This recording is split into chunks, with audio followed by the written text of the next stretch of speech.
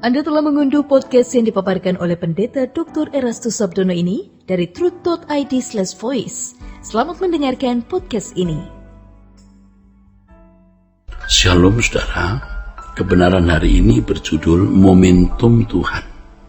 Alkitab berkata bahwa setiap orang harus mempertanggungjawabkan perbuatannya.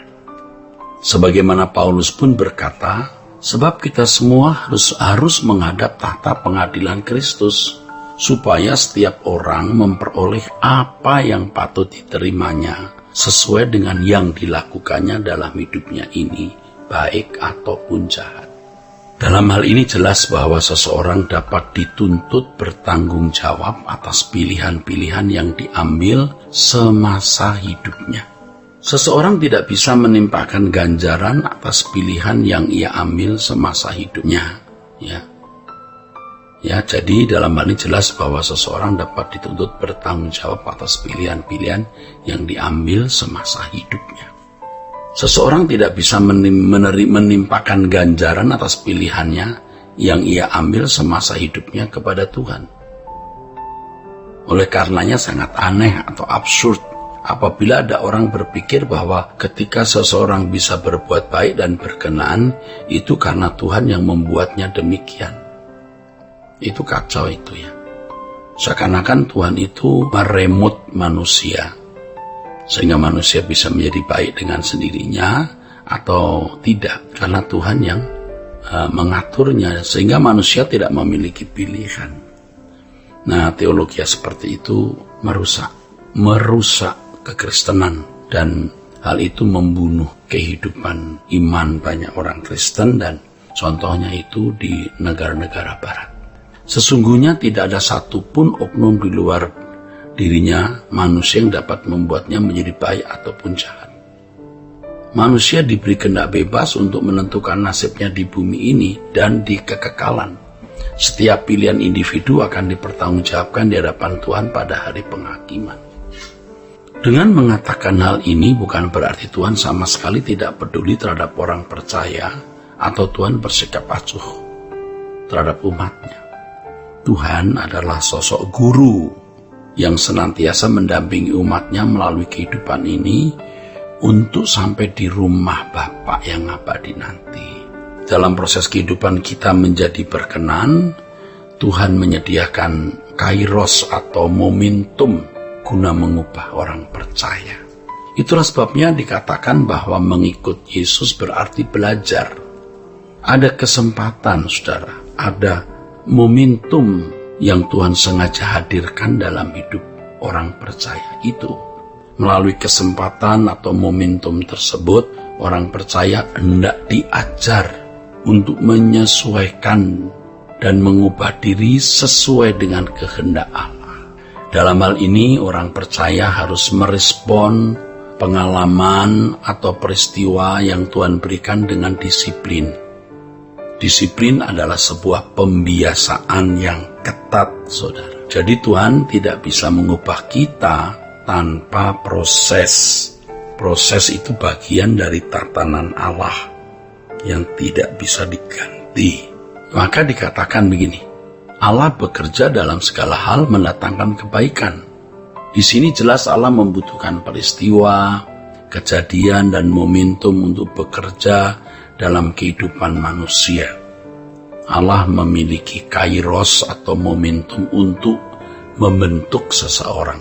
Di sini respons individu sangat menentukan.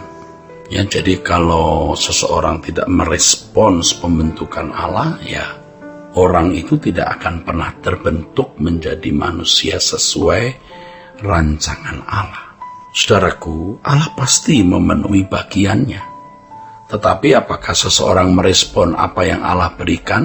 Atau apakah seseorang merespon penggarapan Allah? Yaitu tergantung pada keputusan masing-masing individu, saudara. Itu tergantung keputusan masing-masing individu. Saudara, hendaknya kita tidak mengesankan bahwa apapun keadaan orang percaya, yang penting percaya saja, lalu bisa masuk surga. Ini menyesatkan, saudara. Bukan begitu, ya. Tuhan Yesus mati di kayu salib untuk kita dan kita sudah dibenarkan secara otomatis. Nah, kepercayaan ini sesungguhnya adalah kepercayaan pada ranah akali yang kelihatannya dogmatis atau teologis, namun menyesatkan. Maksudnya kalau hanya percaya demikian lalu bisa masuk surga, ini menyesatkan. Ajaran seperti ini tidak memiliki implikasi kuat untuk mengubah orang percaya. Keyakinan dalam pikiran tanpa mekanisme yang jelas itu membutakan mata orang percaya terhadap kebenaran. Sehingga banyak orang menjadi orang-orang yang merasa tidak bermasalah ketika menjadi wajar di mata dunia.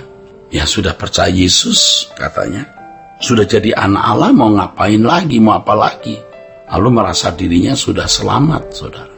Nah, tanpa dia sadari pengaruh dunia telah menggiringnya menjadi manusia yang tidak beda dengan manusia lain. Padahal firman Tuhan mengatakan agar kita tidak serupa dengan dunia ini. Sesungguhnya ajaran yang benar harus dapat dipraktekkan dalam kehidupan konkret dan berimplikasi pada perubahan hidup secara radikal. Jadi kalau teologi itu benar, itu akan menuntut implikasi. Ya, akan menuntut implikasi. Sehingga orang mau tidak mau tertantang, terdorong, terkondisi untuk melakukan kehendak Allah. Jadi bukan hanya memasukkan pengetahuan tentang Allah di dalam pikirannya. Jadi di ranah pikiran saja, di ranah akali yang kelihatannya dogmatis dan teologis. Kita belajar dari sejarah bagaimana gereja-gereja memiliki lulusan-lulusan sekolah tinggi teologi yang bagus, yang memiliki pikiran berteologi yang sangat baik, tapi ternyata tidak mengubah masyarakatnya. Seperti Eropa misalnya hari ini menjadi negara yang seakan-akan tidak pernah mendengar Injil. Itu tragis sekali, saudara. Setiap orang harus bertanggung jawab atas pilihannya masing-masing. Bukan Tuhan yang menentukan orang masuk surga atau masuk neraka. Masing-masing orang bertanggung jawab atas pilihannya. Tuhan memberikan momentum bagi setiap orang percaya sesuai dengan pergumulan dan kebutuhan untuk mengubah orang tersebut. Namun momentum tersebut harus direspon dengan benar oleh orang percaya dengan melakukan apa yang Allah kehendaki. Nah, jika dikaitkan dengan pengampunan, maka setiap kita harus hidup dalam keharmonisan sebagai anak-anak Allah yang telah ditebus. Ya, dosa-dosa kita telah ditebus. Kehadiran orang-orang yang melukai, memfitnah, merusak nama baik kita, atau membunuh karakter kita, itu berkat abadi, saudara. Itu merupakan momentum yang Tuhan izinkan untuk mengubah kita. Tuhan memberikan momentum bagi setiap orang yang mengasihi Dia, dan melalui momentum itu, Tuhan mau memproses orang tersebut sesuai dengan pergumulan dan kebutuhan orang tersebut, agar orang percaya itu mengalami perubahan. Dan perubahan itu benar-benar akan menyelamatkan dia menjadi manusia ilahi.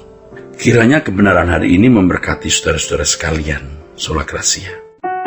Untuk berlangganan renungan harian dalam bentuk cetak, silakan hubungi Truth Literatur di nomor telepon 0878 7870 7000. Untuk mendapatkan CD khotbah, MP3 Renungan Truth, dan CD album lagu produksi Sola Gracia, Anda dapat menghubungi di hari dan jam kerja di nomor telepon 021 638 60953. Tuhan Yesus memberkati. Sola Gracia.